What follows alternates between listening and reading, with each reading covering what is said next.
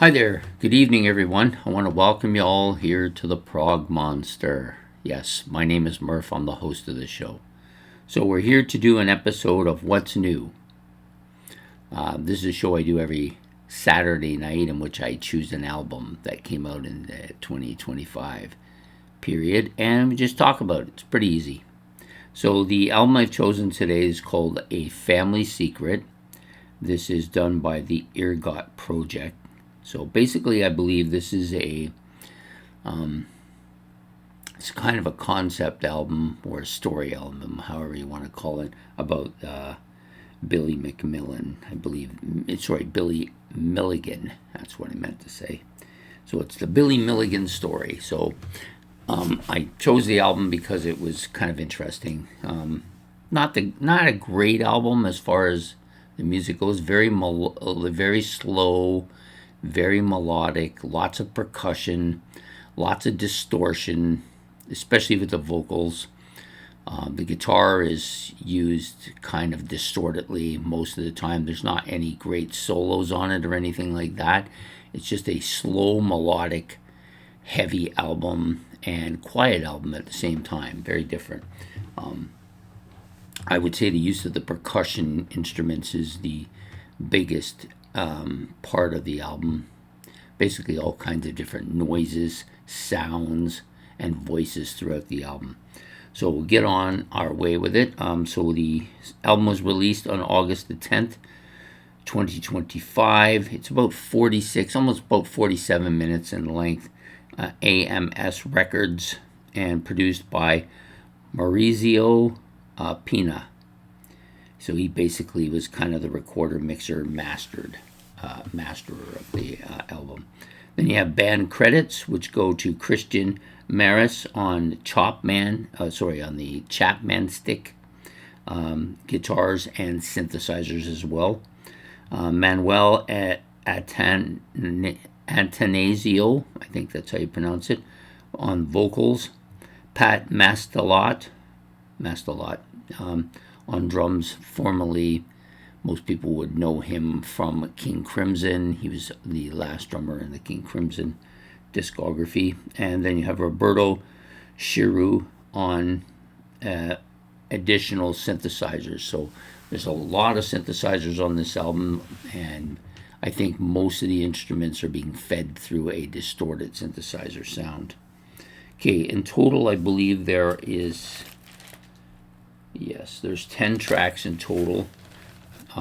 Most of them are reasonably short or medium ranged. Not too many long tracks. I think there's only 2 tracks that are over 6 minutes in length. So the opening track is called Con Man. This starts out with kind of a voice narrative as they're explaining stuff. It's this being a concept album. There's kind of a story to it. It's got some heavy percussion parts with some kind of whispery vocals. Then there's this buildup of multi-vocals, so they add more in there. Sometimes heavy guitar, but not a ton of it. And the vocal parts are mixed in with the guitar. So, yeah, it's a decent song. It passes. No songs on the album failed, but there's mostly between 5 and 6. I think that's all I had. Nothing really super memorable or catchy as hell. There's none of that here. The next tune out is a little bit longer. It's about almost 6 minutes. I Hope I Didn't Hurt Anybody is the name of the track. Nice xylophone part with some percussion at the beginning. And then you got these whispery vocally parts going on. Then it gets kind of dark. The album gets a little bit darker. It grows heavier, more sinister sounding throughout the rest of the track. And overall, I would say this is a dark track with some guitar and some synthesizers. Probably the darkest track on the album, really. Next up is Do Not R.I.P. This one's almost 5 minutes in length. Some percussion. So it opens with some noises and some heavy breathing. I'm not sure what that's about.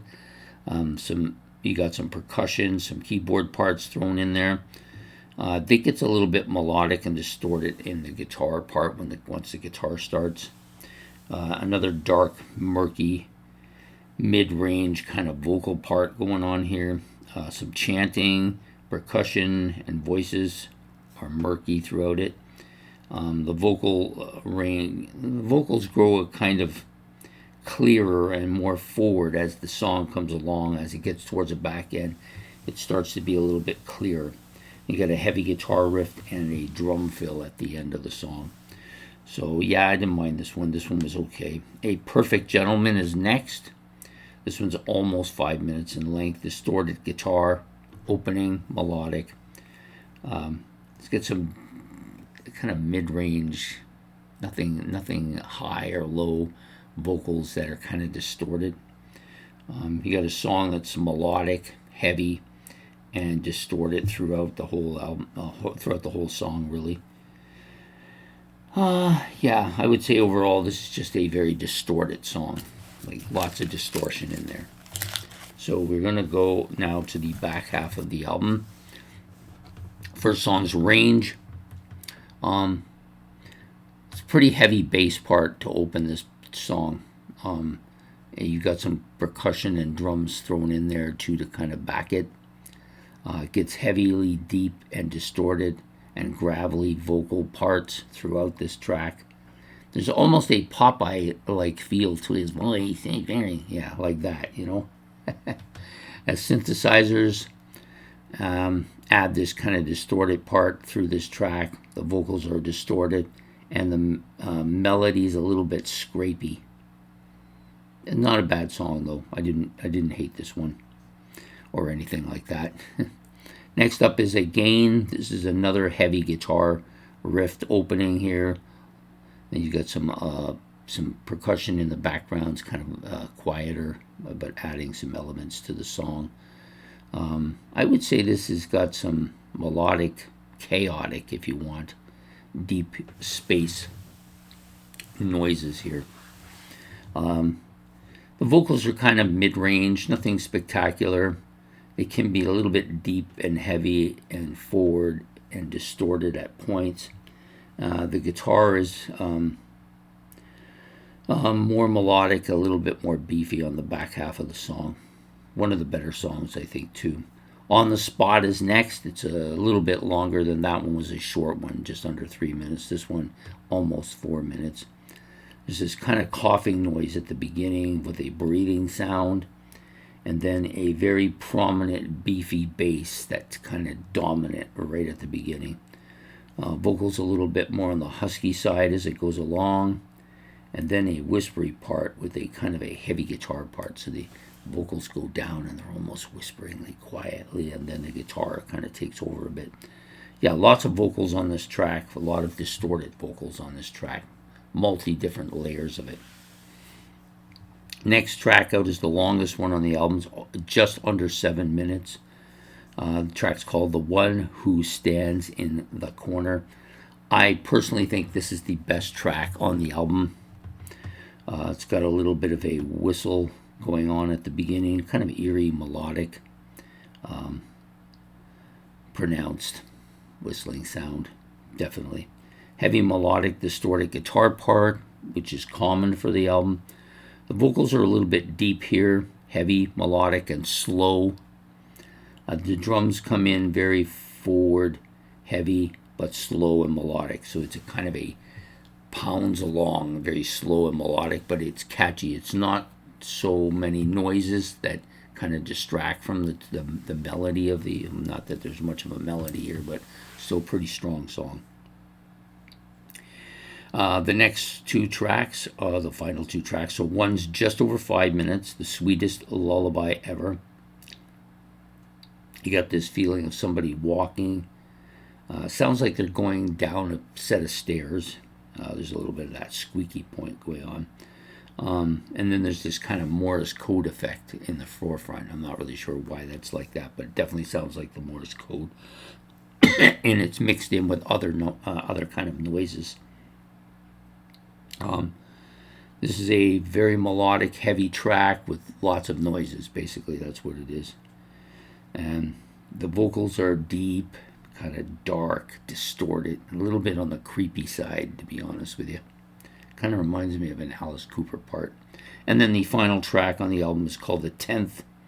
Another decent track, it's about 6.5 minutes in length. Melodic bass and guitar at the front, very distorted as well. You got a very dominant, heavy distortion throughout this track as well.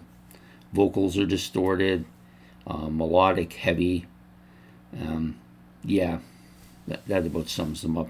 You get some like growly type vocals as you go along, not in the speed metal sound, growly, but a little bit darker and heavier, and kind of gravelly, I guess. And then towards the end, you get a guitar, bass, and drum create an almost morbidly dark, riffy feel to it. So overall, the album's pretty dark, I think. More dark than I would have thought when I first was listening to it. Although if you look at the cover, it probably shouldn't be all that much of a surprise. So that's my take on this album, the Ergot Project, A Family Secret. It came out on October the 10th, so it's been around for a bit. It was one of the first albums that I kind of reviewed last month on the end of the month Prog Roundup. Pretty solid album. I don't know if it's solid enough for me to buy it. It would have to depend. If I saw it at the record store, I might get it. They do have a new albums out record display. But if I don't see it, I don't see myself ordering and spending $30 on this album, which is probably what it would cost. So we'll just have to wait and see what happens. Anyways, that's my take on the album. I hope you've enjoyed this. Please hit the like and subscribe. If you want to make any comments about the album, you can do that in the comment section below. And we'll be back next Saturday night for another episode of What's New. Take care. Have yourself a good evening, and goodbye.